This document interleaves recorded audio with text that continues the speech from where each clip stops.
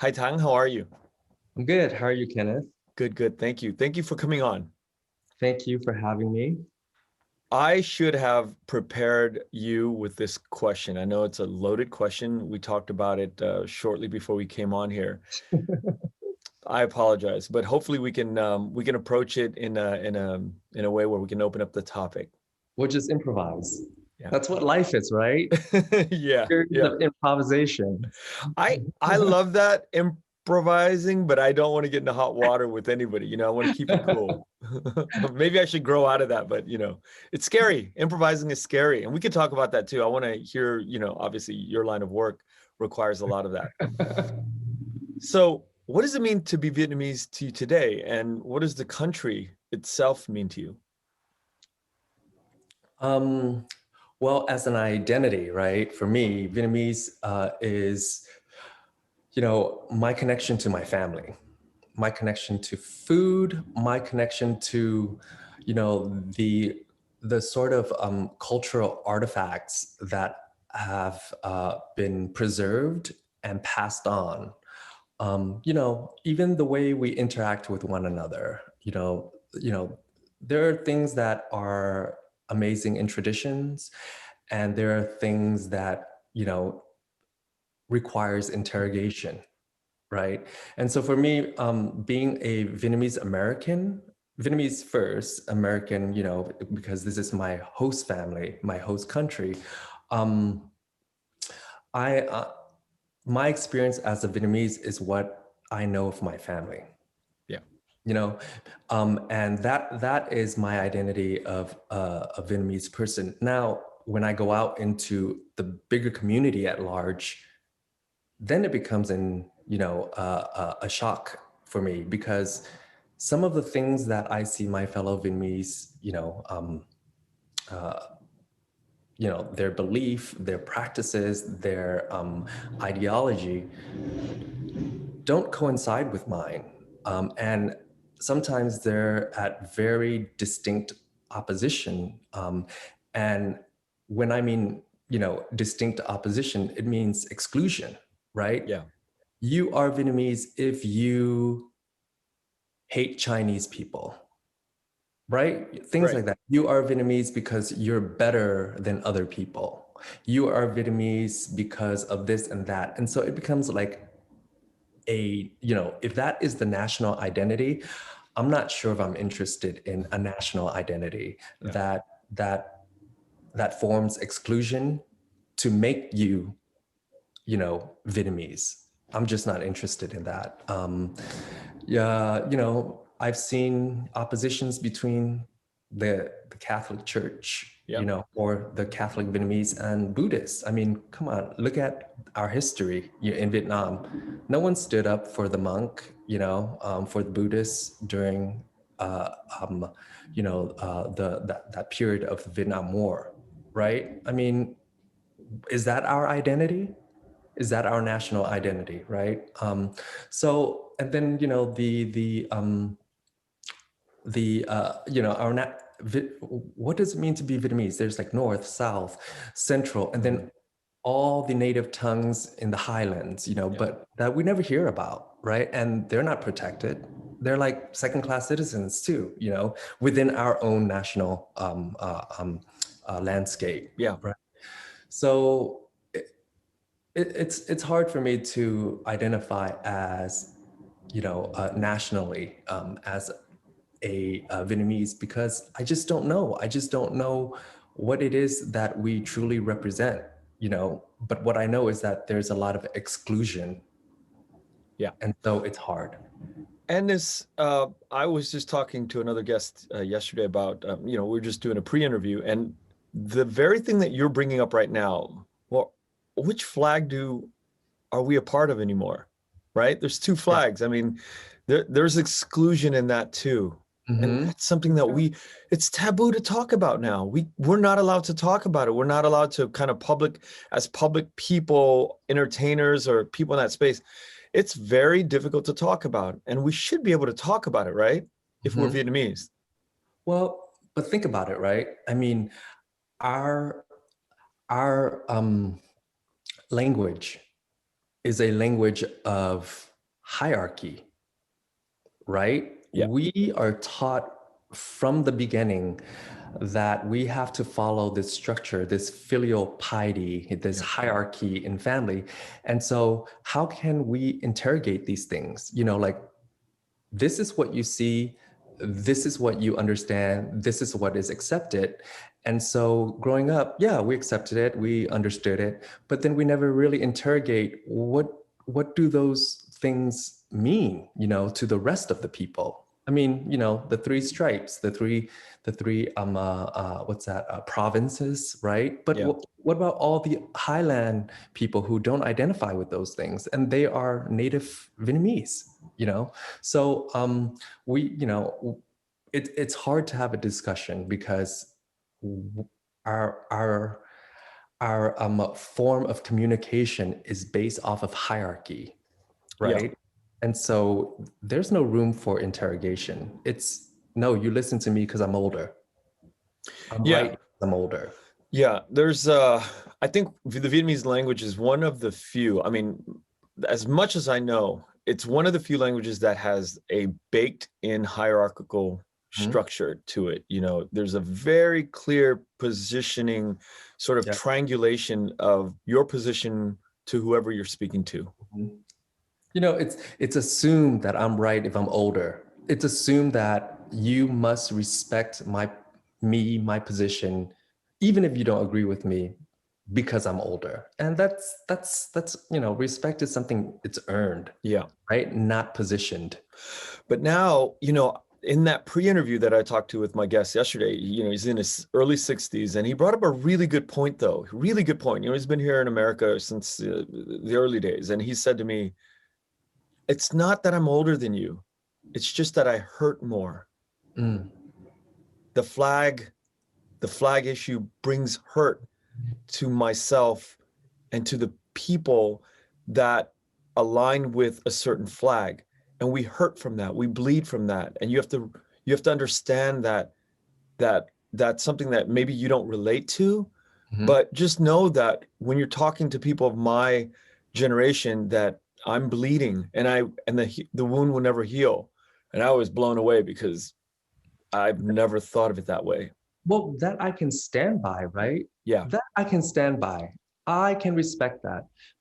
But when you can't apply that to other groups, then it becomes a hierarchy of oppression, a hierarchy of tragedy, right? My tragedy is greater than yours, even though we are both in tragedies, right?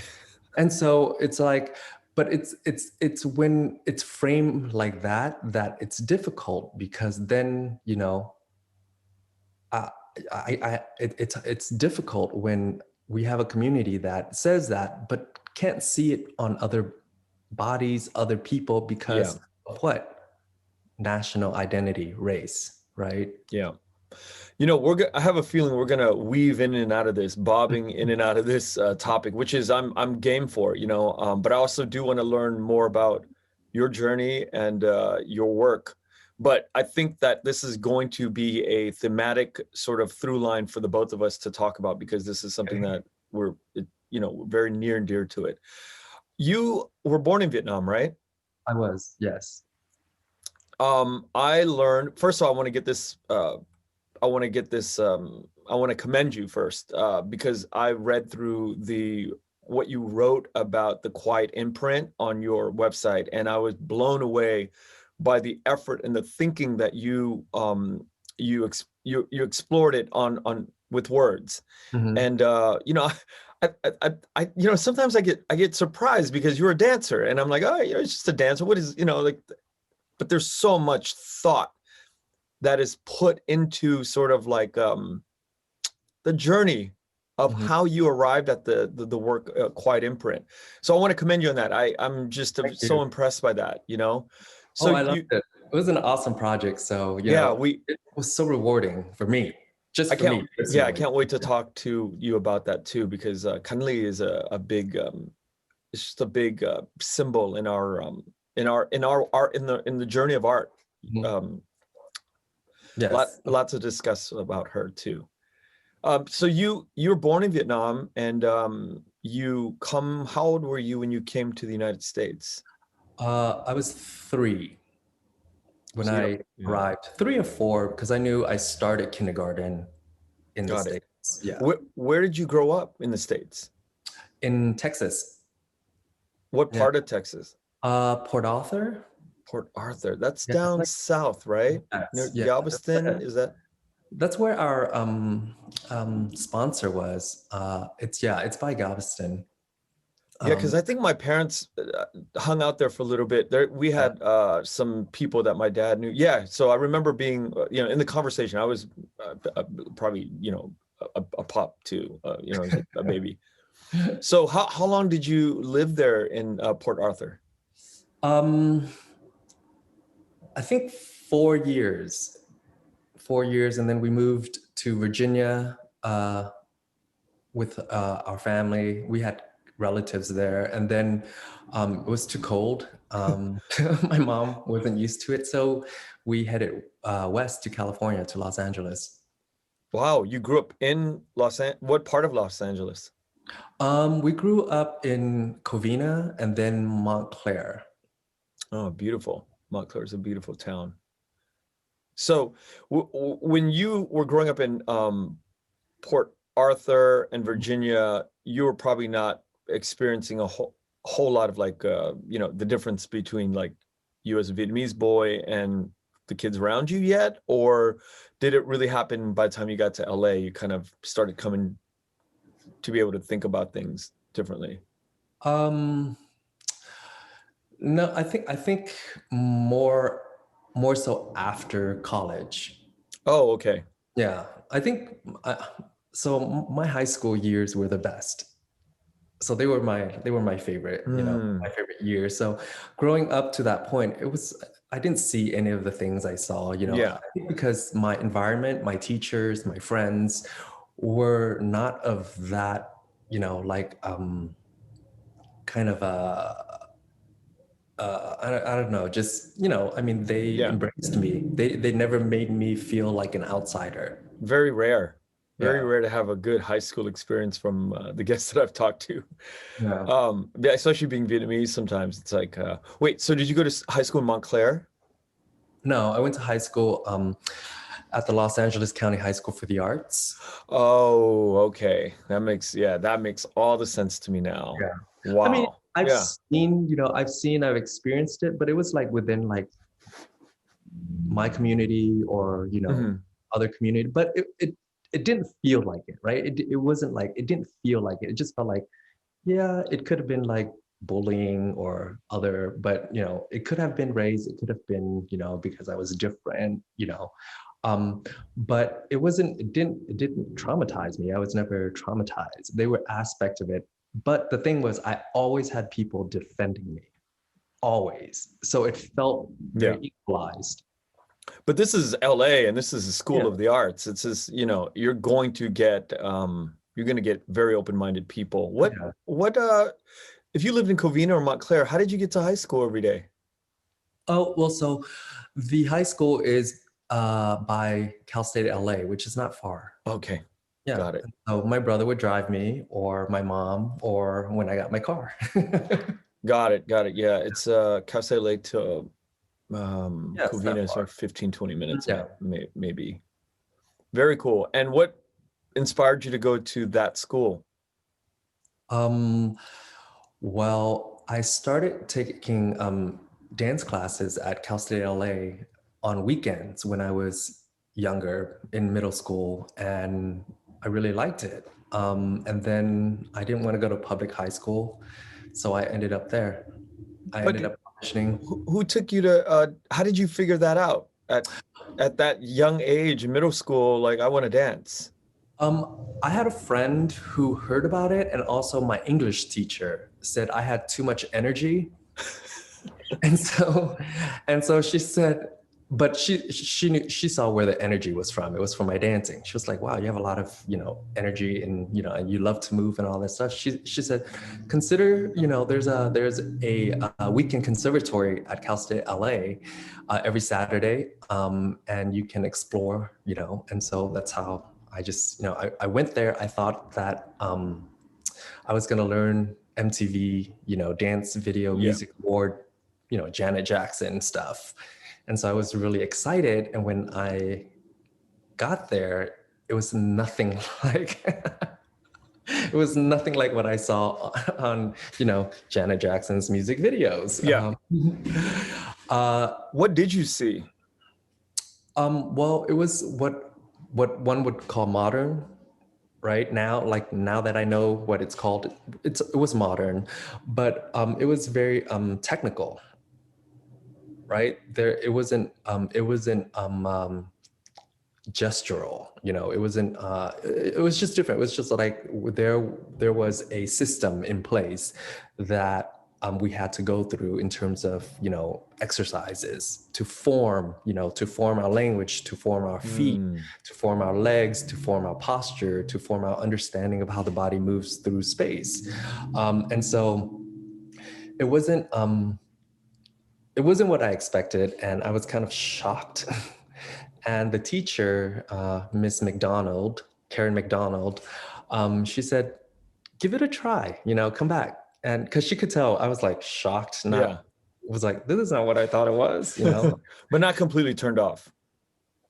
Not completely turned off. I mean, she said, and I was pretty, impressed by her, And she said, just give it a try, give it a couple weeks, and if you don't like it, you don't have to do it, right? But don't just do it once and then make an assumption. And so, I came back every week and I just worked on, the exercises, the, learning the language. And it really, it became something, it became something I could relate to that helped me get into the high school. Wow. And was there a sort of an audition process to get into the high school that you went to? Yeah. So you had to audition, you had to go in and show them what you know and show them how you can dance. And the panel could tell I had limited dancing. What I had was like, they could tell from my technique that I was new to all this. Yeah. But they needed boys, so it was easier to get in. And they asked me to improvise, and in my head, I'm like, well, I have nothing to lose. And I really want to go to this school. I'm going to give them what they want, and so they asked me to improvise, and, I didn't show any shyness. I think that's what they wanted to see, that I was not scared. And I was not afraid to make a fool out of myself. Yeah. And just, go for it, Okay. Now, when you say you went for it, what did you do? Like break dance? Did you what did you improvise? How could, like, if I'm sitting here trying to imagine some 8th grader auditioning for a board of people who's going to allow you to come in, and I'm like, improvise, do you, break dance? Where do you get the music from? What can you set that up? So it's like, so I think for me, when they said improvise, like looking back, it was not because they wanted to see how amazing and improvisationalist I was, right? Right. I think they wanted to give me the space to move naturally, however I respond, to the music. And they wanted to see that I was not scared, right? That I would just go for it. Once the music was on, I had no barriers, and I would just dance, however I responded. I mean, I don't remember what it was, but it was, I just danced. I just, applied what I thought they wanted to see, and also the things that I've learned from MTV. What kind of music did they put on, or did you request it? I think it must have been some instrumental music, because I know it was a pretty traditional school in terms of theory. And so it would either be like percussionist, like a percussion, driven piece. Yeah. So you're sitting in this school, and you start out in 9th grade. You're just like, okay, am I going to be a dancer for the rest of my life, or am 10th I going grade, to high 10th school. grade? Yeah, yeah. Yeah. So do you think like, okay, well, I'm going to go through this program and then I'll just go out and then go to regular college and then become an accountant? Or do you like, I'm going to like really pursue this path at that age? Oh no, I was not thinking that at all. I mean, I think I liked it, and it was like a nice environment to be in, and it was on a college campus, with a college cafeteria, like Yeah. campus is big, and you're here, you feel like you're an adult, and then all your classmates and your peers are all in the arts. Right. Uh, so it was more the environment. It was a safe environment for me. Um, and I just enjoyed dancing. So it was perfect. Yeah. It didn't feel like I was in, like it didn't feel like I was in high school. It felt like I was a young kid going to college that happened to, be a high school. And no, I didn't think about being a dancer. I mean, I was so young. I just loved dancing. That was all it was. Was doing well in my academic classes, and to tell you the truth, I didn't expect to go in that trajectory until the last semester of my senior year. Wow, that's pretty far into it. Yeah, I mean, I was just, absorbing. I was young. But Just really. but when junior year comes along and counselors are like, okay, what school are we going to apply to, and where are we going? What kind of major you had to have been thinking about this stuff, right? Yeah, I mean, I thought about like, being a teacher or a business, going to business, who knew what I was Yeah. going at that time. But I was also in an environment where they saw us as artists, potential artists. So they wanted to direct us in that direction. Yeah. All of my teachers, I think what they wanted from their dance students was to go into a dance career. But I didn't, I didn't think about that until the second semester of my senior year. Okay. So second semester of your senior year, I mean, you ended up at a very at a spectacular school. I mean, we'll get into that journey. Mm-hmm. So I've never taken ballet before until I got to that school. And the moment I walked into my first ballet class, it changed my whole perception of dance. Everyone was very committed, focused, and it just looked so beautiful. The commitment in just everyone doing these exercises with such care, caution, and precision, and thought, and just seriousness. And I tried my best every day. It was not always the best because it was not something Easy. I grew up with. Right. It was very difficult.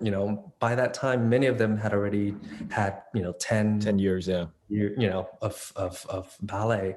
But I worked hard. Like I always saw people who were better than me and aspired to be like them. That was my thing. Like I was like, oh my God, that's my idol. That's my that's who I'm gonna look up to. And so I always had someone to impress and inspire me, which is great, right? To be in an environment where you are inspired constantly and impressed constantly. So second semester of your senior year, you have to submit to colleges. What's the thought process at that time? Nervous, not knowing, but I applied to 3 schools. Okay. Which 3? I applied to UC Irvine. I applied to New York University and to Juilliard. And those were the 3 schools. I think, no, either UC Irvine or UCLA. I'm not sure. I think it was UC Irvine. I'm not sure. It's one of those. It's Irvine or LA because they both had dance departments at the time. Okay. And NYU and Juilliard, yes. And so I went and auditioned for NYU and Juilliard in San Francisco. Just getting myself there with my friends, going and, showing up to the audition with, 300-400 other young, auditioners. It was pretty scary, it was pretty scary, but it was also very exciting. I felt like an adult, with my friends, taking the train up there. And, intimidation is not like something I'm versed in. I don't, for me, it's more like, what can I do? How can I, what do I need to do? How can I assess this and give it my best, right? And how prepared have I set myself up to be, And so those were always like the determination factors for me in terms of like how I'm going to approach things. And so when I went to audition for, NYU and Juilliard, I was nervous, yeah, but I wasn't intimidated. It was more like, wow, this is such an amazing moment. That I'm here, I'm nervous, I'm going to give it my best. I'm going to focus, right? Because I'm always like, I get into a zone. Once I'm focused, I'm like, that's what I'm going to do. Mm-hmm. And so, I got kept for after the audition, and they told us that we weren't selected yet, but we were in the final pool of considerations. And so I got my letter from I think it was UC Irvine, and then UCLA. No, not UCLA, and NYU. And then I hadn't heard back from Juilliard yet. And then one day where I decided to kind of not go to school was the day I got the phone call. So, it just happened by chance that it was so random. I decided not to go to school. I wanted to take a break. I get this phone call. Say, hello, is this, Thang Dao? In her British accent, the person that called, her name is Margot. It turns out, I became friends with her when I was at Juilliard. But she's like, is this Thang Dao? And I was like, yeah. It's like, congratulations, you've been accepted into the Juilliard school. And I'm like, what? So it was like, that was how I got my... No letter, no nothing? Oh, it finally came. Later, yeah, but the call came first. The call came first, and at that moment, I was like, oh my... Because I didn't think I was going to get in, actually. That was the truth. No one in my school thought I was going to get in, Wow. And so it was a surprise for me. And I drove back to school that day and told my director, my teachers, and all my close friends. And, the whole school knew by then because it was a very small school. And that year I was the only student from my high school that got into Juilliard. What was the audition setting like when you went? You said San Francisco, right? Mm-hmm. Did you know, like, when you go and take the MCAT and the LSATs, you know what the questions are going to be. But when you go audition for something like Juilliard, do they, okay, we're going to play this song for you. It's going to be 4 minutes. It's going to be modern. It's going to be ballet. Like, what kind of prep do you do for something like that? Well, there's a structure, usually you take bar, which is, you hold the bar and you perform these exercises, that they give you. So, they demonstrate these exercises and you have to copy them, right? And so, I mean, it's a structure that we're all familiar with, and we go through these different exercises. There's an order, but the configurations for those exercises, or how the exercises are created, depends on whoever it is. But we have the language to look at it and say, okay, I know what that means. I know what that is. So there was a structure, and then We go from So, bar, we go yeah, to center, and then we do like, all the big exercises. So it's a gradual buildup, so that you're not hurt, and also you're prepared to, do big steps by the end. And then they ask for a solo. got it. Yeah. Got it. Yeah. And when you go into this, you have to be in tip-top shape. You have to be at the prime of whatever prep you've done, right? Yeah, I mean, we dance every day, so Mm-hmm. we were all pretty, our stamina was there, our mental capacity was Yeah. there. Yeah. So. And as you're going through this, do you realize like, okay, I'm nailing this. I'm like killing it right now. No? Like, do you think about that or?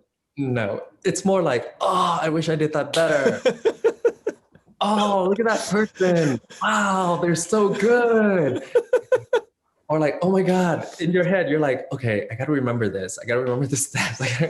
Your nerves are also underlying, it's there. So no, it's not like, it's more like, oh, I wish I did that better. That sounds pretty nerve-wracking. Yeah, it is. Yeah. So so you get to Juilliard, and you do 4 years there, right? I did one. Oh, you did 1 year there. Mm-hmm. Yeah. And then what was that experience like? Crazy. It was probably the hardest year because it was my first year. It was, my classmates were amazing. Like I could watch all of them and they were all ready for a professional company. Wow. Mm-hmm. I had only done, 2 years of dancing compared to theirs, right? So it was like, oh, but it kicked my butt, in terms of, and it taught me a lot in terms of how to read technique, because I was, in a cohort with like some of the best, dancers of my class, of my time, and to be able to see what it looks like on their bodies, and to absorb all of that, it was like, that I took with me for the rest of my life. Yeah, like that, like teaching me how to read theory and technique, and then having the best teachers. I loved my teachers, and we're still friends. A lot of them, we still talk. When we see each other. I was there for 1 year because I did a summer program in Boston following my first year. And the director, Yasuko Tokunaga, and her sister, they were the directors at the Boston Conservatory. And so I did my summer program there, and it was very amazing. I would credit her for igniting the choreographic, exploration. She's the one that pushed me towards choreography. I came there, she said, here are 9 dancers, go into the studio, make a dance. I'm like, I've never, I don't know how to, I'm still trying to learn how to be a dancer, Yeah. And so for the whole summer program, after our technique classes and, all of the rehearsals and all that stuff, I would go into the studio with these dancers and would start exploring with choreography and creating a dance. And it turns out, one of her reasons was she didn't want us in the streets. She wanted us in the studio working. She didn't want us, to like, it was intense. She wanted us to really focus on the summer and all that. And so it was a very fun summer, and I love her. I love Emmy, her sister. They are 2 very close people in my life, and we still stay in contact, and we talk. They know everything that I'm doing. So when I went back home, that 2 weeks before going back to Juilliard, I get this package For the second year, going back for the second year. Yeah. So you do Boston Conservatory for the summer, and then you go. Just the summer, yeah. Got it. Yeah, and so so 2 weeks before going back to Juilliard for my second year, I get this package from the Boston Conservatory, and it's a full ride. And then I get a package from Juilliard, which is half. And I have to look for my own, dorm or my own living space in New York City. And, my parents couldn't afford that.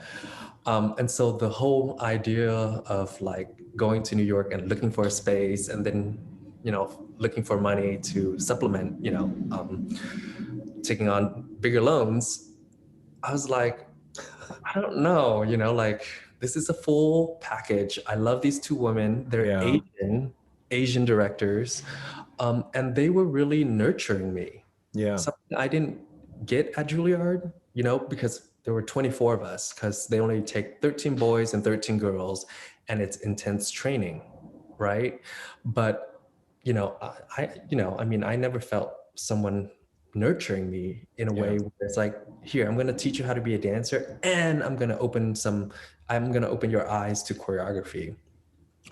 And so I saw this package, which was pretty big, and they would help me look for housing and all that stuff. And just, so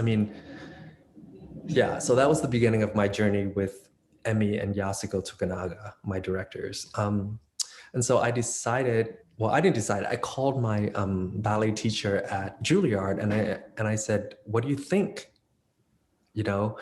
And she said, well, we can't find more scholarships for you. And Emi and Yasi are close friends of mine. And, Yasi went to Juilliard also. She's a Juilliard graduate. And so she said, you'll be in good hands if, you're considering, if money is an issue, you'll be in good hands with Yasi and Emi. And so, I responded, and I just, told my sister. She helped me, move to Boston, and that's how I went from Juilliard to the Boston Conservatory. What made you go do the summer at the Boston Conservatory? Who kind of extended that? My ballet teacher at Juilliard. So that you should check this program out. Yeah. It changed the course of your life. Mm-hmm. Well, we were all encouraged to do a summer program. Oh. So every summer, I do a summer program every summer after each year. And so I didn't have a summer program to go to. And Andrea Corvino said, give Yasi a call, and plus I'm a boy from Juilliard, so it was like, yeah, come over, and so they gave me a pretty good scholarship for the summer. Pretty much zero, and like zero, like I didn't have to pay. So I just went because I needed a summer program, and it was like, I think 3 to 4 weeks. And then I did another program too, but we were encouraged to do summer programs. And so that it did change the course of my, I could Google something like this, but I'd rather hear the difference in words from you. Mm-hmm. What is a conservatory? I hear that my entire life in music, but what is that? What does it mean? So I guess it's a place to conserve tradition of arts and all that stuff. But generally, I think it's it's instead of a university, right? Yeah. Universities for academia or academic, and conservatories for artists. It's an artist track. Yeah. And it's still a 4-year program, and you still get a bachelor's. Yeah. And you mentioned residency earlier. What does that mean? Let's just get the terminology out of the way so we can. So it means, a space where you can explore your art without any, they support you with resources like space, stipend, time. So it's just a place where you go and you examine, explore, interrogate, create, in your field. So my residency is a choreographic residency. So I'm going to go and explore movements with dancers, and they're giving me space and housing and all that stuff, and a theater to work in, for a period of time. And just like with the academic side, when you go and do work at a university, do they own the work that you do? Is that like sort of like the deal structure that goes on, or? No, they don't own the work that you do. What does the university get out of it if they're giving you all of these things? Oh no, the university, well, the one that I'm at, they're supporting me in the residency, but the residency is private. It's someone offering it to artists. They have a program, and I was contacted. So Duke Dang, a fellow Vietnamese, he is the managing director at the Guggenheim Work in Process, which is a pretty huge, deal. I mean, it's a big deal. He's been amazing in finding creative spaces and time for artists during the pandemic. So he's created all these, creative bubbles for artists to work in. And so he was able to get funding for this particular residency for 5 artists for 2 weeks at a time. And so he contacted me to see if I was interested. And of course I said yes, because it's with Duke, and I've known Duke for some time, and he's been following my work and wanted to help, wanted to see that I have a space during this pandemic to, examine work, because it's pretty hard. So you finish at the Boston Conservatory. What's the next thing on your plate? So the next thing on my plate was I wanted to go straight into choreography. For the whole time I'm at Boston, I've been choreographing and been getting recognized by newspaper outlet, by people in the dance community, and so I wanted to just start choreographing. And my Yasi and Emmy was like, no, you got to go and get a dance career first. And so I'm like, really? I'm like, do I have to? What's the logic behind that? I think it's just, I think it's it's a passage, right? Yeah. Passage in terms of, in order to choreograph, you should understand the whole, experience of being a dancer professionally, working with other professionals, collision, right? Movement, collision, you collide with people and intersect, and, how does that shape how you move, how you dance, how you think. And so I think, she was like, no, you have to be a dancer. Like, you have to go out there and get a dance job first. You have to have a dance career and then choreograph, because your body can only last for so long, but you can choreograph after.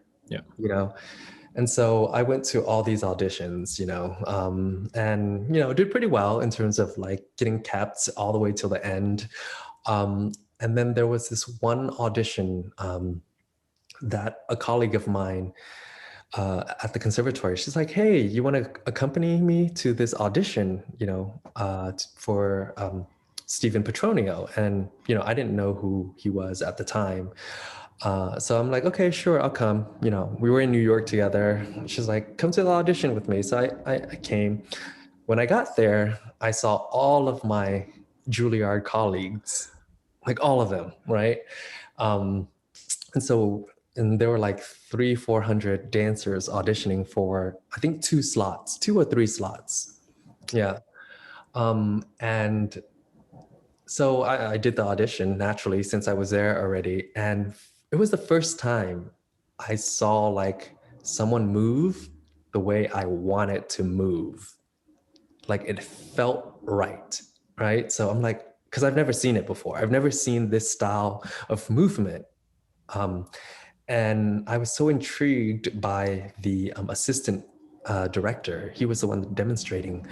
And I was watching him. I'm like, wow, I've never seen a dancer move like that. I mean, I can't Mm. explain it, you know. You have to understand the language of dance and the way bodies move and the way the styles.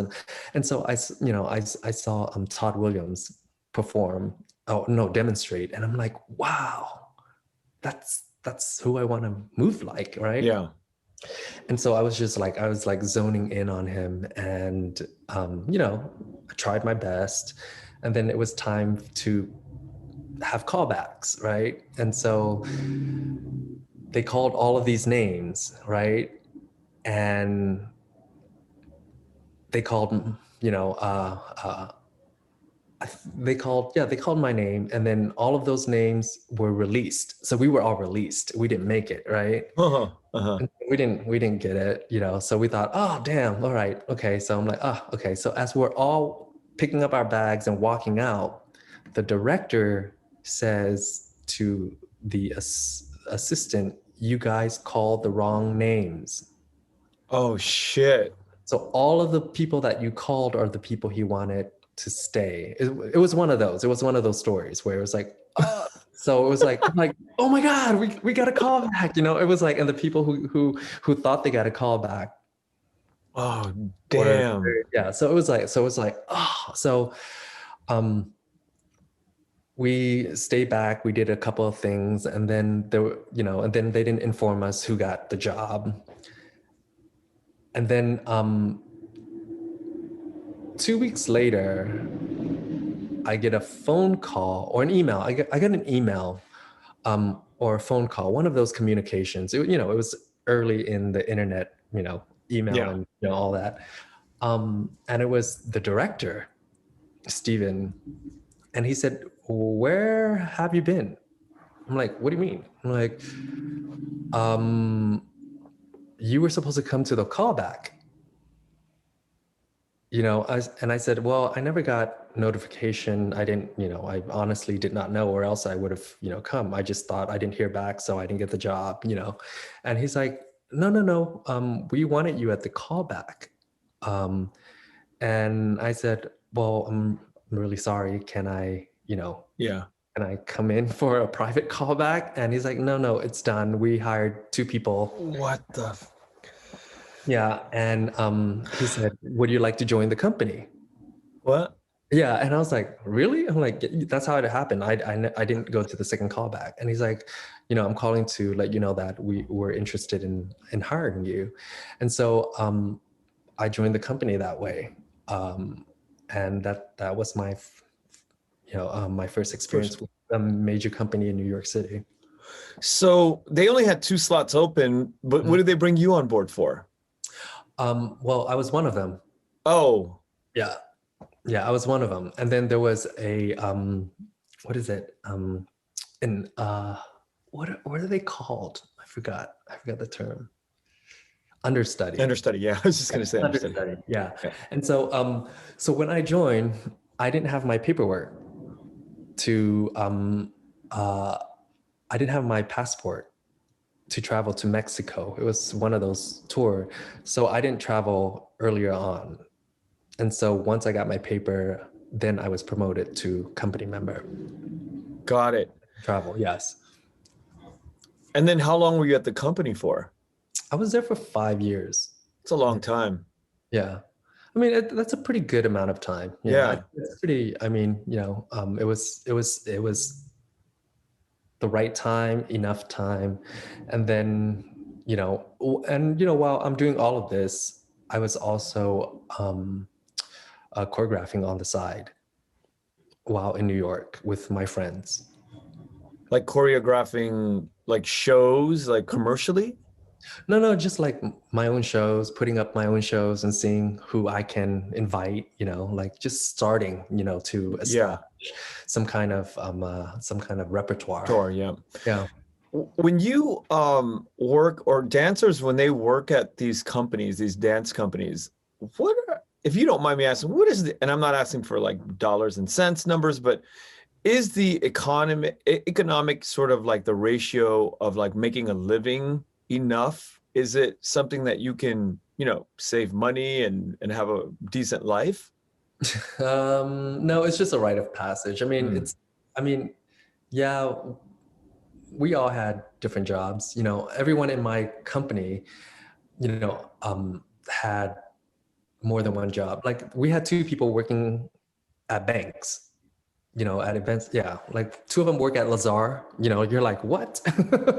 they're like, I'm like, yeah. And then I taught, I taught to make extra money on the side, or choreograph here and there on, and I think other dancers taught yoga, Pilates, private sessions. We all had other, you know, um, form of, trying to Making money. get income. Yeah, source of income. And how much exercising other than dancing, do you have to do additional exercise work, or is the dancing enough conditioning for your body? I generally take ballet before I rehearse, or I'll do a modern class. So yeah, there's maintenance, and then there's gym. On off days we go to the gym. So yeah, there's tons of maintenance, and rehearsal was pretty hard. Yeah. Like, I think for 5 years I didn't wake up not in pain. Oh. Like every day was sore, my joints. It took me 20 minutes to get out of bed, adjust. It was, yeah, it was, yeah. And has your body recovered from all the pain now that you're not? Yeah. But you're still dancing though, right? I don't dance as much. I teach.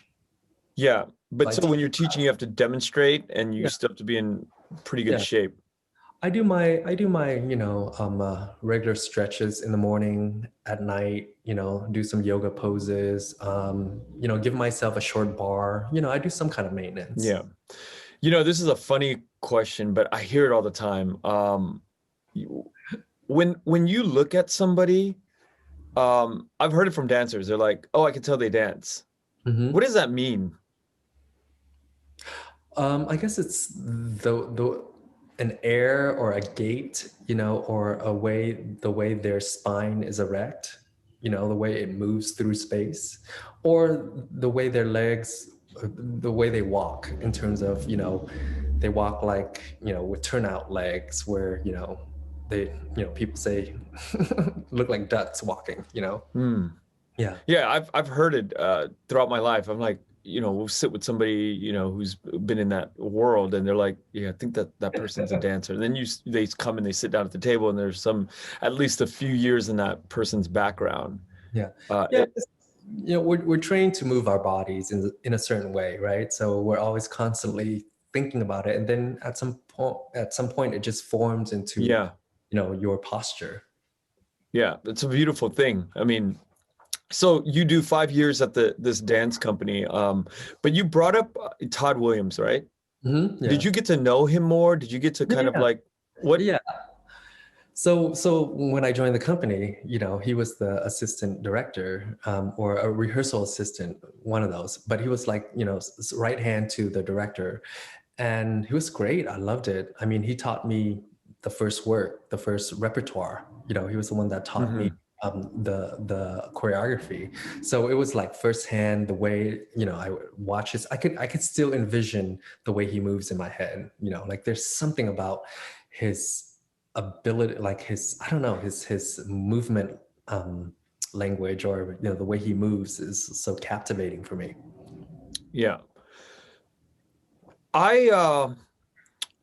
In my research about your work, something that really stood out to me is the James Brown production. Mm-hmm. I grew up in a predominantly Black neighborhood, and my brother and I, we talk about this experience quite often. We talk about it a lot. The intelligence of Black art. Mm-hmm. I don't want to say the intelligence of Black people, because that's a dumb thing to say, because human beings are intelligent. But when it comes to art, comedy, music, all of that, there's another level to what they do, right? And I feel like sometimes Black dance or Black jazz or music that comes from the African American experience is powered by this explosive motivation to express, right? What was your experience on the James Brown production? And then I want to hear sort of like a comparison, or not even a comparison, between the Vietnamese culture and the Black culture in the world of dance, or in the lack of dance in the Vietnamese culture. But I want to hear the James Brown experience, and then, you know, move into sort of this idea of dancing in the Vietnamese world. Okay. It all started, I was actually at a residency in Steamboats, Colorado. And I had created some work, and there was a director there who was directing a musical, and he was in residency. I was in residency as a choreographer, and he saw my work, and he said, we should collaborate sometime. And I said, definitely, Otis. Just give me a call. Let me know when. So we've been talking about this, over the years, and then he was signed on to the James Brown project as a director. So when the funding came in for that, and all the moving parts came together, he reached out to me and he said, hey, would you be interested in being one of the choreographers and create a section for this production? And I said, of course, And so he said, propose to me the tracks or the songs that you want to create to, and we'll figure out the programming for this. But so he enlisted me as one of the choreographers, and so the company that they brought on for the project is the Philadelphia Dance Company, Philadanco, which I have a great relationship with. And so it was my first time choreographing a work for the company that would tour, Atlanta, Lafayette, all across the US, and then back to the Apollo Theater. So it was exciting. It was my introduction to, really understanding, the whole catalog of James Brown's music, because I had to listen to them all and say, this one works, and then how do you transition from this song to that song? And it was a great experience, and the dancing was amazing. So did you pick one track and then like hone in on that one track and then do choreography for that one track? Or was it, because there's 9 of you, right? There was 9 choreographers, or there's 9 people? I read that there's maybe 9 dancers. I think dancers, there were 4 or 5 choreographers. And then, so were you in charge of a specific section? Okay. So my section were probably 4 to 5 songs. Oh, wow. It's a lot. Yeah. And so we have to figure out how to transition through the song. Yeah, it was like, mine was about 10 minutes. It was an awesome experience. It was And James Brown's music is explosive. Yes, absolutely. There was so much to work with, right? Yeah. And I had to figure out ways to move that represented me, but also inspired by the dancers, and also, understanding the complexity of the music, right? The dynamic of the music. And he has a different shape to his music that I had to really, figure it out for myself, how to come together with his music and make it work. But I'm kind of blown away that a Black director like Otis would pick a Vietnamese person from I would imagine a different sort of dance tradition than James Brown. James Brown is just like up there dancing a funk, and it's all over the place. Well, I think he saw a move, like a choreographic kind of a aesthetic different than the other choreographers. We were all very different, all of the choreographers that he brought on. And I think he saw my work, and it's,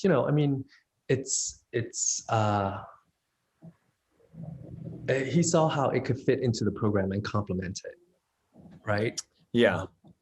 Is there any way you can describe that? Because I'm having trouble understanding a Vietnamese, man you It's know, hard. yeah, it's It's very hard. interesting to me how it can cross, cross-cultural, Mhm.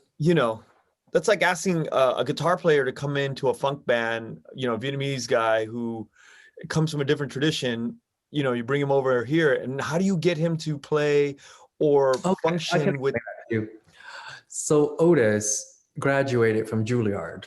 okay, Okay, now so we get it. it's There's a not, connective tissue there. yeah, but it's not about like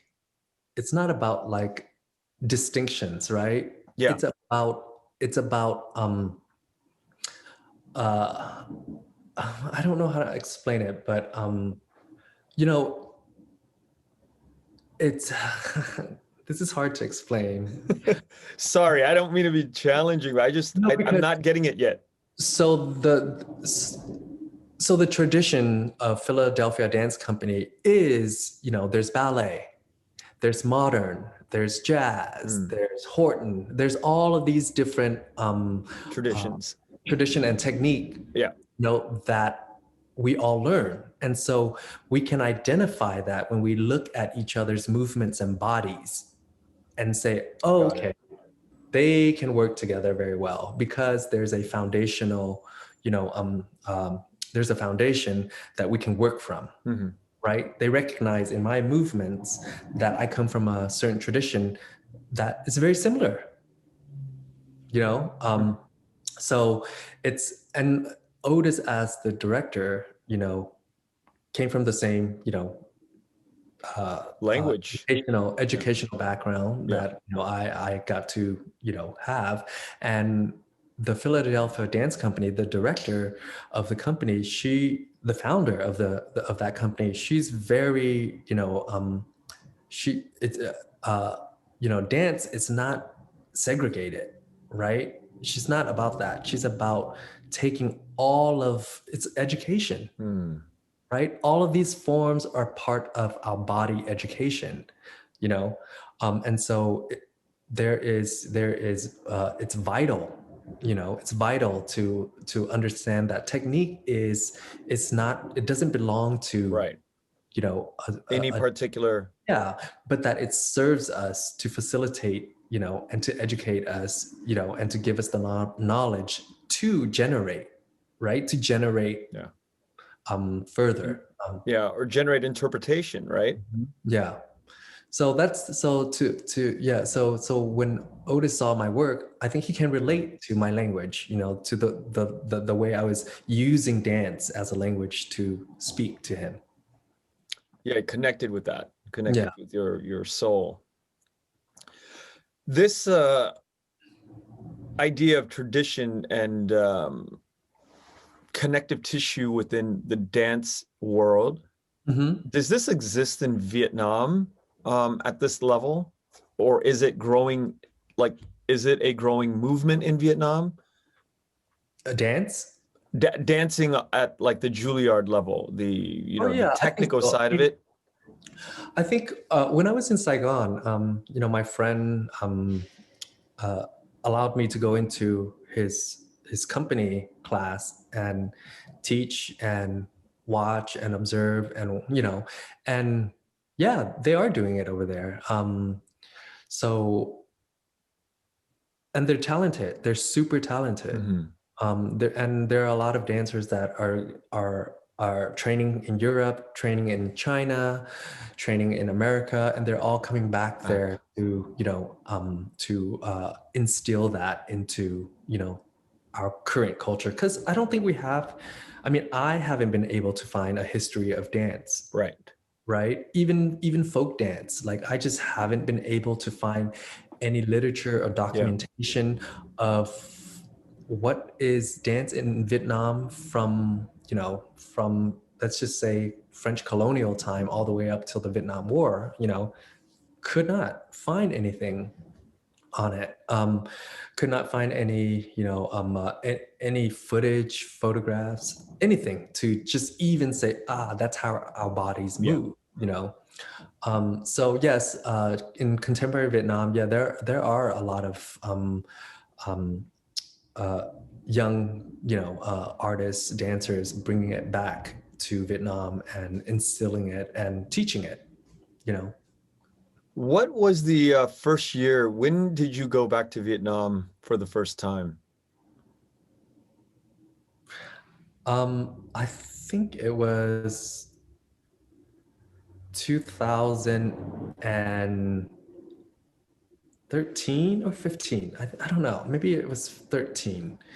It was on my, I was doing a competition in Beijing, a choreographed competition in Beijing. And since I was there already, I'm like, you know what? Let me go visit Vietnam. And that was the first time. And it was more just a, you know, introduction. You know, I was there for a week. It was just a slow introduction to see like, this is, you know, this is Vietnam. This is where I was, you know, born. This is my culture. This is my people.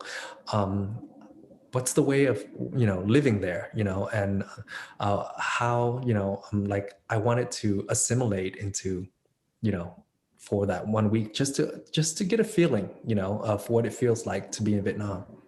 Did you have friends on the ground at the time? Not much. I had one, Sao Mai, and she was there at the time. So she introduced me to like different restaurants and, you know, like different experiences in Vietnam.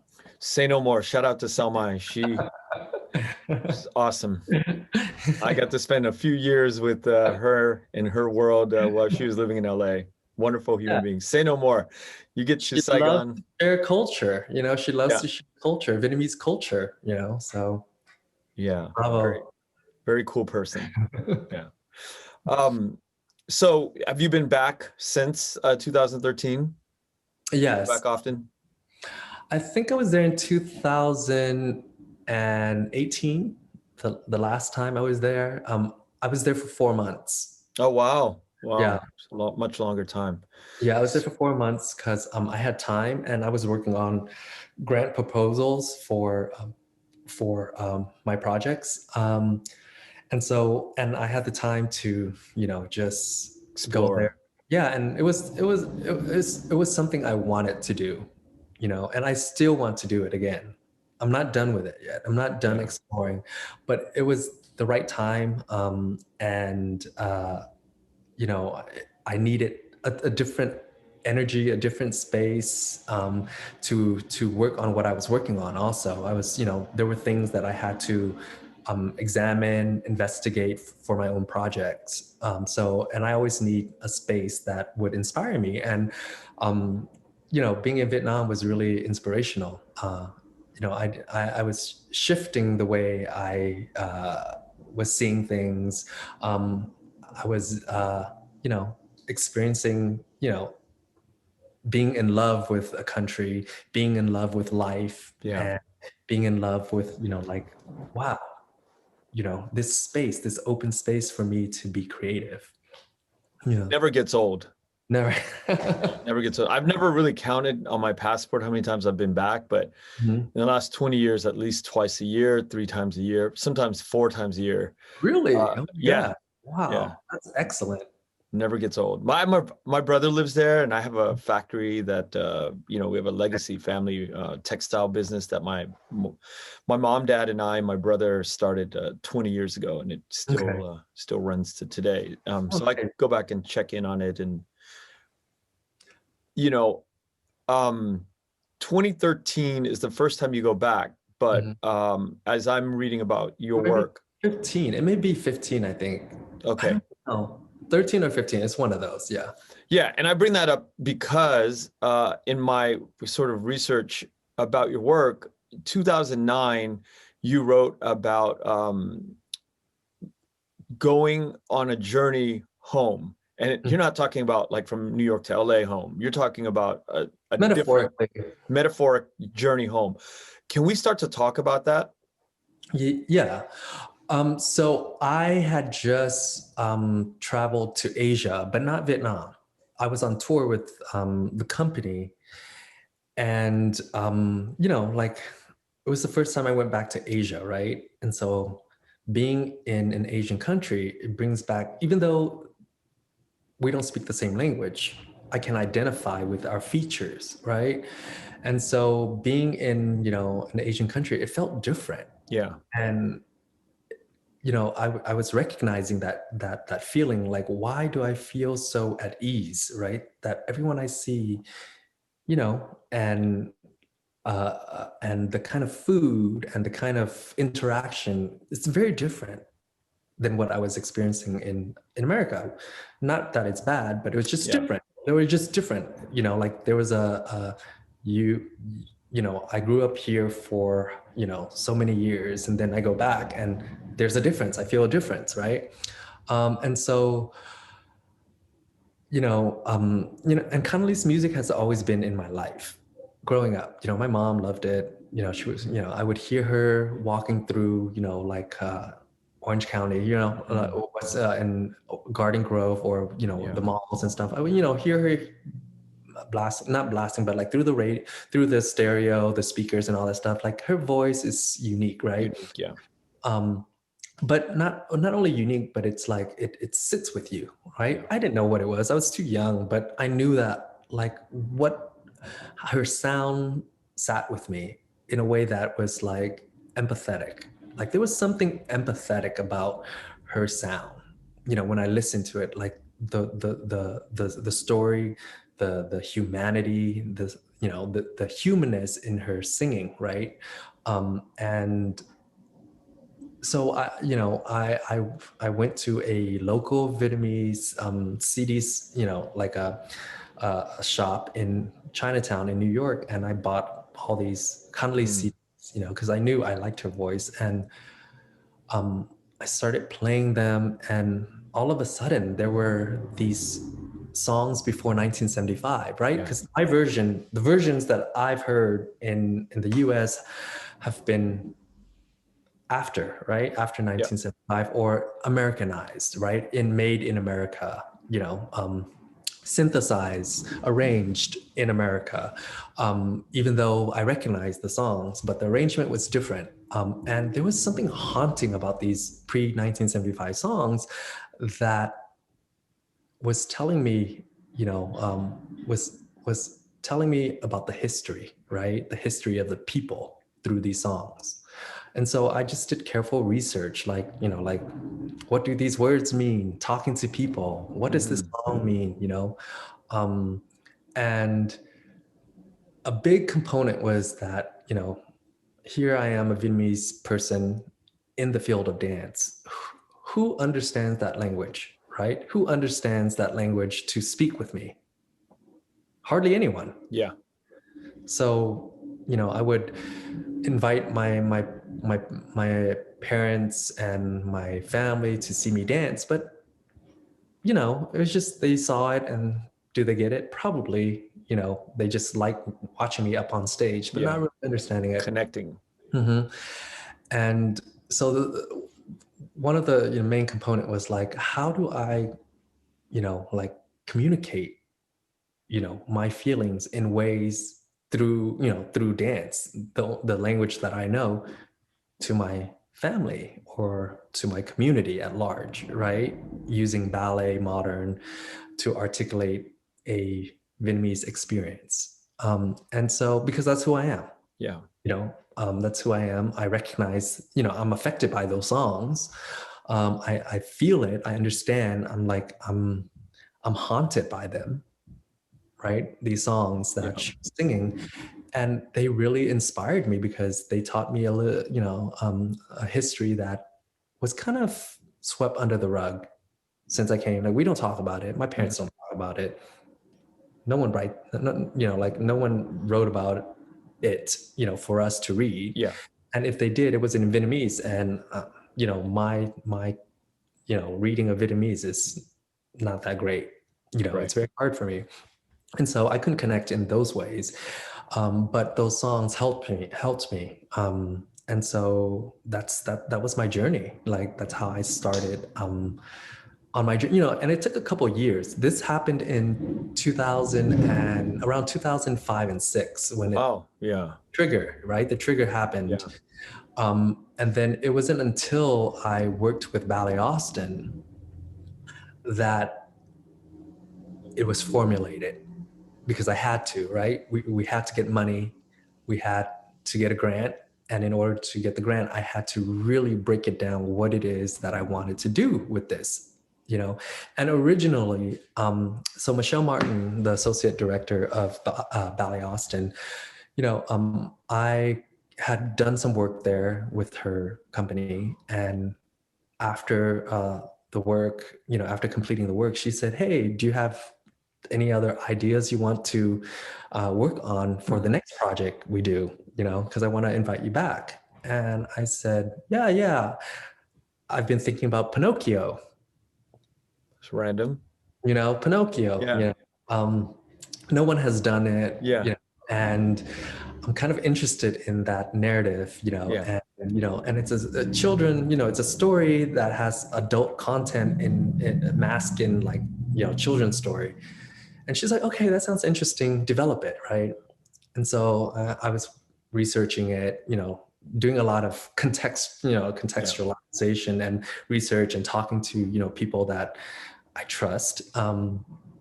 So I was working on that, but I was also working on Quiet Imprint on my own. That's just my own thing. And so when it came time to give her, you know, which one I wanted to do, I gave her both. I said, Michelle, here's Pinocchio, but, you know, here's something I've been working on also, you know, tell me what you think, you know, because, you know, I didn't think like a ballet company would be interested in the Vietnamese experience, right? The next day she returns, you know, with an email saying, I love Pinocchio, but I'm really interested in you finding a voice in that, you know, other proposal. We didn't have a name for it at the time, you know, but she said, I really see this as something important, you know, and that's what dance is about. It's about reaching out to other communities. Yeah. Right. And, you know, when she said that, I was like, wow, okay, I'm going to get to work. And so I started working in cafes, you know, listening song, crying in the middle of these songs because I'm like really connecting to them. You know, each time I heard it, I'm like, wow, oh my God, like, you know, like just being dramatic in my head. Like, I can't imagine.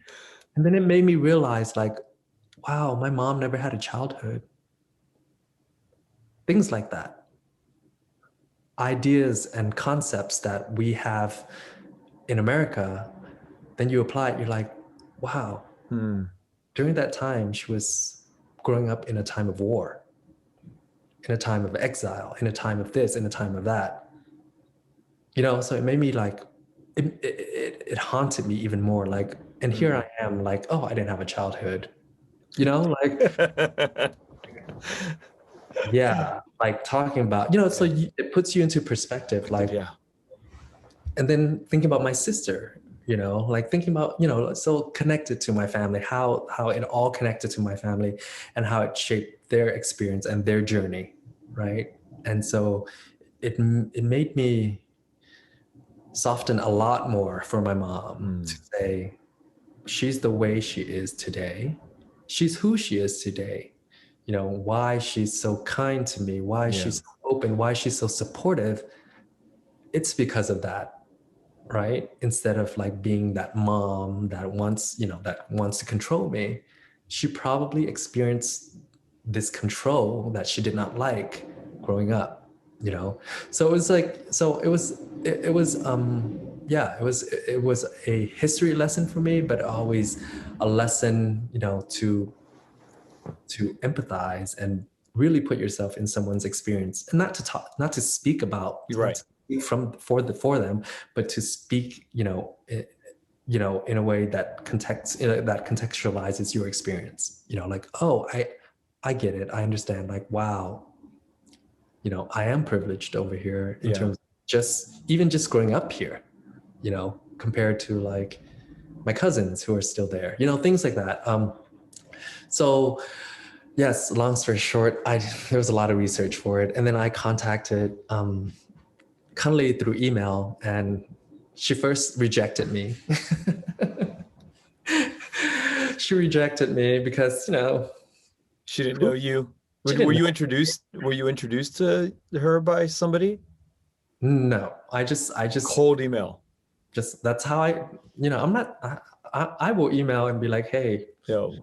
this is what I'm doing. What do you think? Would you be interested in it? And I mean, a ballet, like she wouldn't even know, like, she just like, she can't picture it probably to say like, or feel like, oh, I don't know how this would work, like the pressure in terms of like not understanding. And then I was adamant, I was like, no. You pushed. Yeah, I'm like, no, this project cannot happen without her. Like it cannot. I have to find a way, to get her involved. Yeah.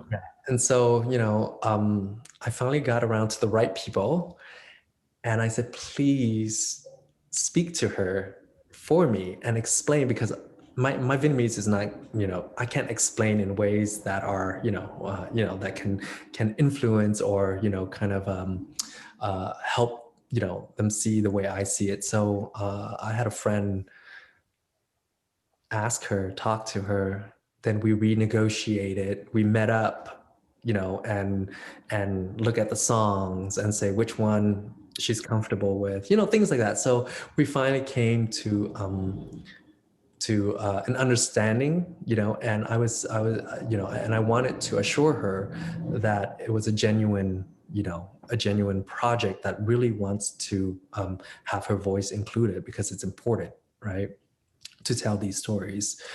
And so that's how it happened. She flew into Austin, and she came into the rehearsal studio space and sang 30 songs that night. Practiced 30 songs that night. Holy shit. Well, no, 10 songs. Yeah. 3 times, because I'm a taskmaster. And she will tell you, like, she's like, God, he worked me hard the first day. Do you please tell me you have a recording of this somewhere? I do. I don't have a recording of our first rehearsal. No, I mean of the actual production. I do. Yes, I do. Okay. I do. Yeah. Is it out in the internet that we can just YouTube it, or? There's not the full thing. Okay, but we can find clips of it and stuff. Yeah. Right? Yeah. I want to go back to that haunting. What you talked about really early about kind of before 75, the way that the tapes are mastered in the studio. It's not fully scratchy, but the mastering is very different from like the music that was produced in the US after 75. And that the old soundtrack is it gives the listener a very nostalgic sense of when you listen, you think of the old country and how romantic and how difficult life was, and especially the content of the lyrics that she's singing about. Did you do more of the show on that period, or was it like, did you want to recreate? My question, I guess, is there's a line of demarcation between before 75 and after 75. Did you do the show based on the pre-75 sort of haunting, or was it the post-75? Pre-75. So I wanted that sort of arrangement, that sort of soundscape, that hollowness that's there, and I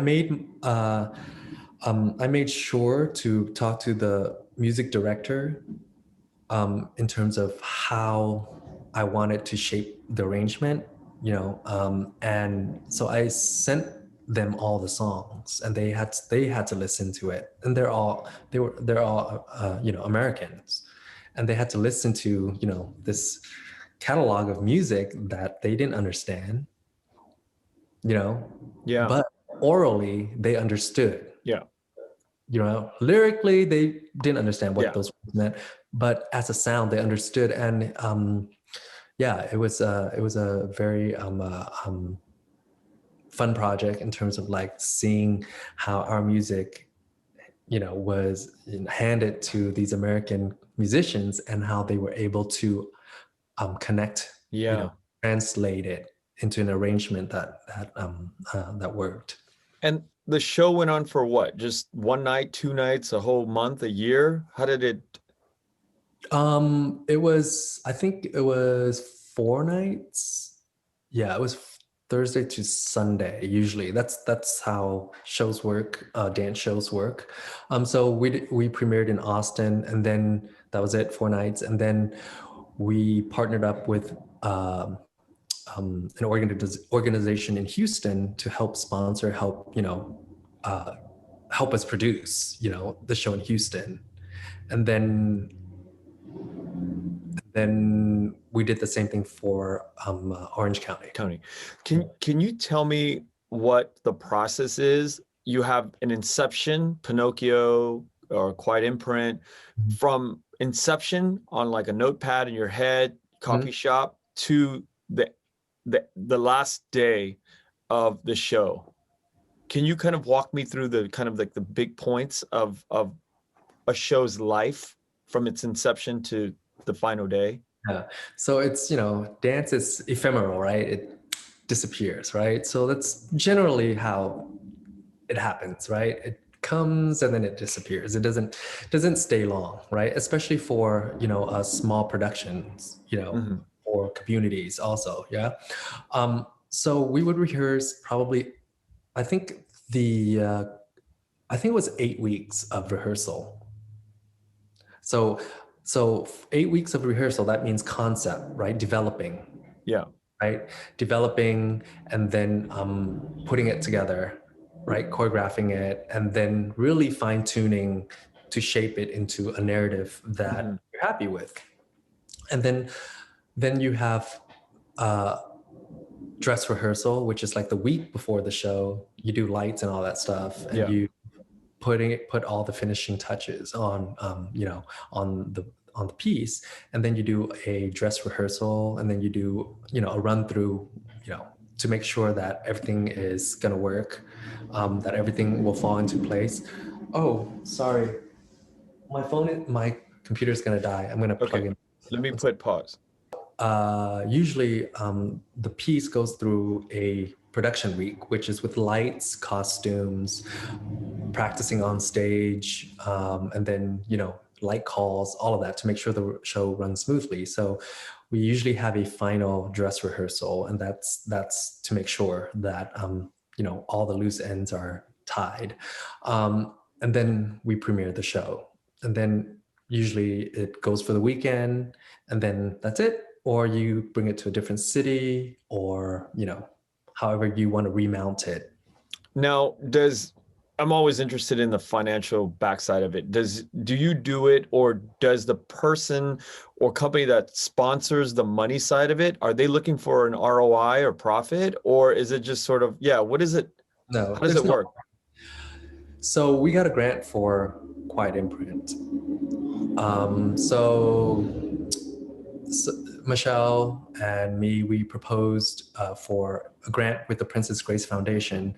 So I'm a Princess Grace recipient, Princess Grace Award recipient for choreography. And within that, there are these other grants for recipients to apply for. And so we applied for a special project. And so the project was to bring Quiet Imprint to the Vietnamese community, a community that does not see ballet or dance for that, and so, we were lucky to get the grant, and that's how, that's where the base, most of the money came from. And then there were, other donors, or like Arts Council, grants from the local level or the state level that supplement it. Right. That's great to hear that, the profit's not a motive in this setup. It's never, there's no profit. But the metric is really how many warm bodies can you get in the seat, though, right? Because if you do this and there's nobody showing up, that's a problem. Yeah. Well, I think the profit, for these organizations is seen through, how have we reached other communities that normally don't go see dance, and how can we affect these communities in terms of looking at dance differently, right, as a cultural production. And that's what's so great about America. Right? I know. I was just going to say that. I'm just about to bust on that topic right now. Like, it is. Like they're not looking, yeah, it's not ROI. I mean, Yeah. it's the betterment of your community and culture, which is an ROI, So, it's however people want to value it. For me, that's the value, So if I don't make a dime, fine. What what needs to happen in our world, both in Vietnam and here in America, in the Vietnamese communities, that we can sort of turn the switch on to understanding? Because, all right, I'll be honest with you, everything that I've ever been raised with, except this damn podcast that I'm doing right now, has been about ROI. And I don't think that's gotten me very far. I'll be honest with you. I used to do everything for an ROI. I didn't want to do anything that didn't profit. And what I'm learning is that is not the right way to live.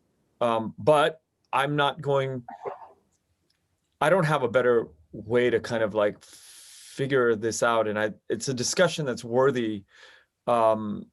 What you mentioned about like just the ROI is the community building aspect of it. How do we get this permeating in our community? That's a difficult question. It's like ideal, right? That's ideal for our community, but it's how we place value, right? It's where we place value. Like for me, my experience of going to see a dance work or a ballet and leaving that night being moved is my value. Yeah. I'll spend money on that, right? Some people don't see it like that. They're like, oh, I didn't get anything out of it, but I have the language, to receive it. Yeah. So it requires education. It requires, from the beginning, so you can't expect people to see dance and be moved by dance the way I see dance and be moved by dance. You just can't. I come from a different background and a different set of, information that shapes what I value. Like I'm not interested in buying, an expensive bag because that's not my value, but that bag makes someone happy. So, it's really difficult to say, it makes that person happy more than the dance did. So how do we do, so it's difficult. It's a very difficult topic because it requires, from the ground up. Right? It requires that it's part of our education, part of our experience, right? To me, it's like going to church, like going to a ballet, going to see dance. I'm moved in that way, and I'm moved to be a better person in that way. Do you go to church? Or that's just an analogy? Well, I'm not gonna lie. I do go to church, but maybe once or twice a year. Catholic? Yes, I come from a Catholic family. As do I. Do you go to church? I haven't been to church. I haven't been to church other for maybe a wedding or two. And even then, I struggle with being in a church. It has a lot of vestiges of pain and suffering and trauma for me and my brother. I probably speak for the both of us. It was a very traumatic experience. We had a very tough Catholic parents that didn't allow. But as I'm now growing into this exploration of being Vietnamese, I mean, there's this attachment to Vietnamese Catholics and that journey of, what has created a lot of us today. And I talked to a director friend of mine, Nguyen, a very close friend, and we talk about this idea of rituals.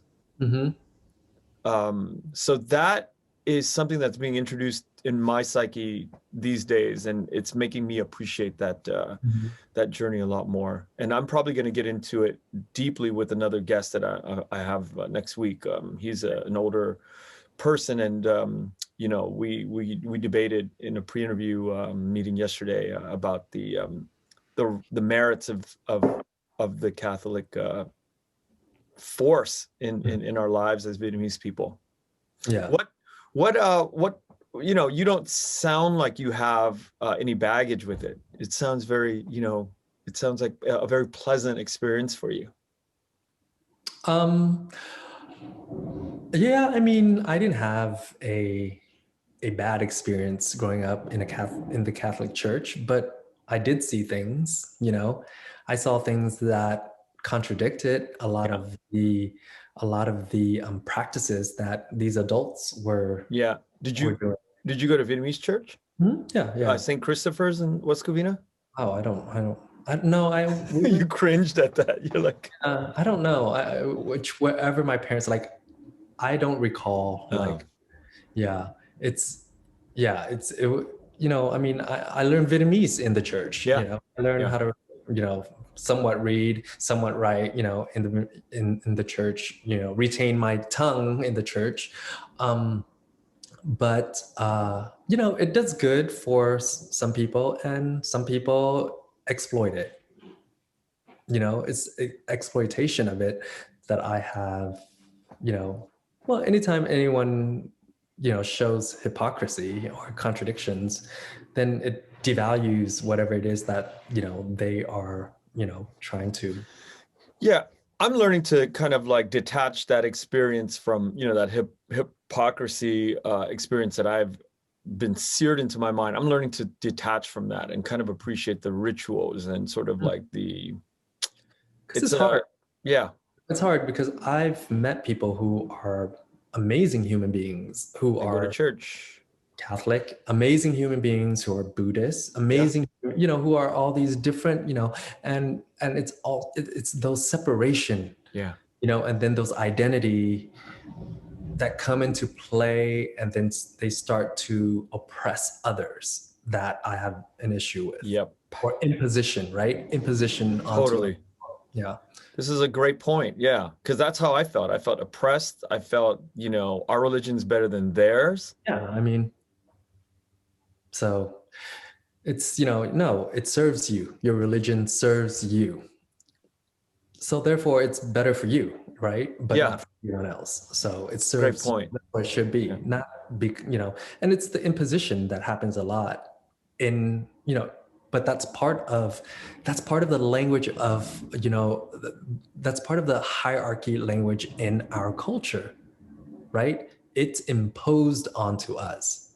Every thought, every belief, every custom, every tradition, you don't question it.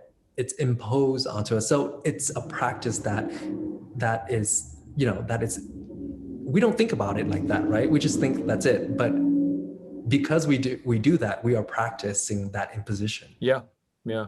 But it's, you know, handed down from a Confucius structure. Mm-hmm. Well, I think it has its merits, right? Yeah. Yeah. I mean, I would love to respect my parents. You know, I do, you know, I would love to respect my elders, but it can't be in a structure that silences me, right? Absolutely. Or a structure that doesn't give me a voice to participate in. But I think that's why I think now we're able to sort of take the best of both worlds, you know, and create this third culture. And I think it's happening in Vietnam too. You know, the kids in Vietnam are adopting a new approach to sort of the way they respect their elders. I witness it in Vietnam, you know, with the youth that I work with the work that I do, and it's a beautiful dance, you know, no pun intended. But you know, most of my friends are older than me, like generational older than me, right? yeah, and there's a beauty to it. There is. The ones that are friends with me, yeah, you know, are the ones I learned so much from, right? And learning so much from them, and I'm learning, right? I'm learning because they allow me to ask questions, you know, contradict them. Yeah. You know, they're allowing me to have a voice in this conversation, right? And so, you know, I mean, so it is possible, you know, it is possible, but it has to be put into our practice or cultural practice, yeah, of not having this hierarchy, you know. When you were working with Kun Lee, did you run into the hierarchical wall? Oh with no, her? No. Oh no, she is the hardest working woman and the kindest. I mean, you know, she gave me everything. Like, even though, you know, she's like, you made me sing that 3 times. You know how old I am? you know, you know, my pipe is not like when I was, you know, da da da da da. But she would do it, you Yeah. know, and she was very supportive, you know, and she would always, you know, like if she needed something, she was like, can you do this for me? Can you do that for me? You know, she never used her position, you know, to manipulate or muscle you. to muscle. She never did that. No. Oh, it's beautiful. So, What do you have for the future? What's in store? Just working away, you know. I teach at a university, and so I do a lot of my examination, exploration, and creativity with the university that I'm with. And I'm currently working on a research paper about dance, that I think it's important for me. You know, it's just so that's what I'm doing right now. You know, like pulling in the academic side with the practice side, and they work hand in hand. You know, they're super important. You know, to make sure that you don't lose sight of things. Do you think there's ever going to be a time where you go back to Vietnam and teach and work? Yeah, I mean, if the structure is there, if it's right, you know, I think you know, I'm used to this academia structure that supports the artist scholar model. I would love to go back to Vietnam and teach or choreograph, but it would be something, you know. I'm kind of a conceptual person. I want to make sure I know what I'm getting myself into. I want to make sure that it's doable. You know, I'm not like one of those like, oh, okay, yeah, let's just do it. You know, like, no, I gotta, you know, answer all of my questions and to make sure it's doable. So yeah, I mean, I would love to create stuff that is about the Vietnamese imagination, right? Yeah, because that's a necessary exploration for everybody who's involved in the arts and entertainment in the Vietnamese space. Yeah, but you know, but just because I want to do it doesn't mean it will be, you know, it will be accessible. Right? What do you mean by that? Yeah, but I understand that, but what can you explain that? It won't be accessible. Will be accessible, right? So there's a lot of groundwork that has to be done, right? You can't expect someone to come in and look at a ballet and understand what it is. It's years of watching, years of experience, years of seeing it, and then understanding how it's used or applied, right? To communicate through movement. And also, you know, shaping your eyes to see movements differently, right? Yeah, it's almost like watching chess or golf. If you're not playing either of those, you know, if you don't play chess or you don't play golf, the sport, you can't really understand and appreciate what's going on. Yeah. And you know, and even so, like, okay, now in Vietnam, right, we have ballet, right, and we also have hip hop, right? There's big hip hop. Have our community given acknowledgement to those sources, right? So that's the beginning, right? Yeah. Because what they're doing over there is copying, right? We like to copy, but not really giving acknowledgement of those sources. But we know, right? We know where they come from. And before you acknowledge, you know, before you use those sources, say hip hop, you got to make sure that there's just for that community that you have just taken the source from. Yeah, this idea of appropriation. Well, I mean, but, people are, and who benefits? We do, the consumer, or Exactly. But who loses the most? the original people who Well, create it, or the depends. artist? Well, it depends, right? In a way, yes. But for hip hop, the Black community doesn't make any money. Yeah. But for ballet, the white community continues to make money in other. So there's a difference. You see the difference in terms of, Interesting. Yeah. even though we are taking the two, you see Yeah. the dichotomy that happens, right? And it's that injustice that continues and perpetuate. Such a subtle point. But we have to look at it in those terms.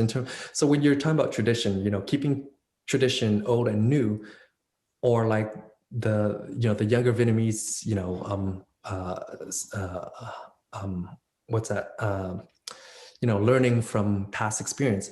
But we also have to make sure that while we're forging these new traditions, that we don't repeat the same exclusion that past experience have shown us.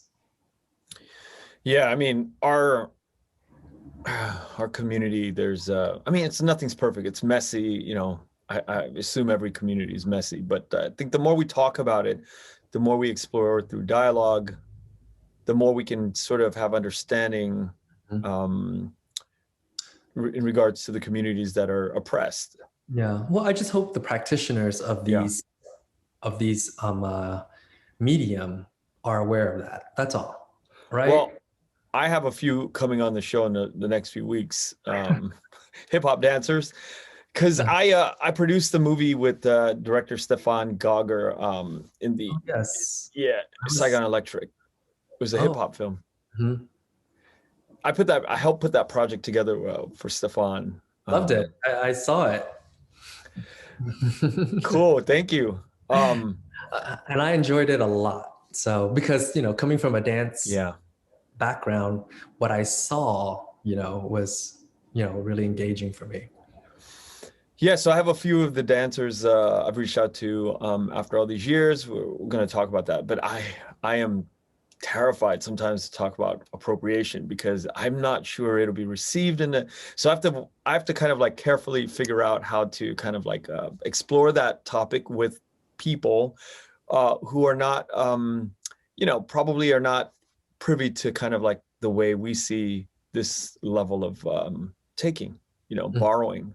Well, like movements can't be owned, right? So it's fine. You're doing it, you're practicing, and in a way that's, but it's the acknowledgement of where they came from, right? That's important.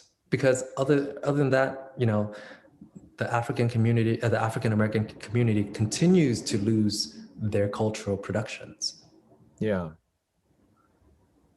It is a deep subject that can continue for hours between you and I. But that's why it upsets me when I see, figures in the Vietnamese community totally bashing African Americans, yet they consume a lot of these, sources, these cultural products that derive from the African American community. Yeah. It goes on and on and on. I mean, that's just sort of skimming the surface with the idea of, I mean, again, I like I said, my brother and I, we talk a lot about this idea of intelligence and the things that we don't really see within the communities that are, whether it's Black, brown, we could do a whole nother episode just on that and how touchy the Vietnamese community is with the BLM and all of these current political situations that we're in.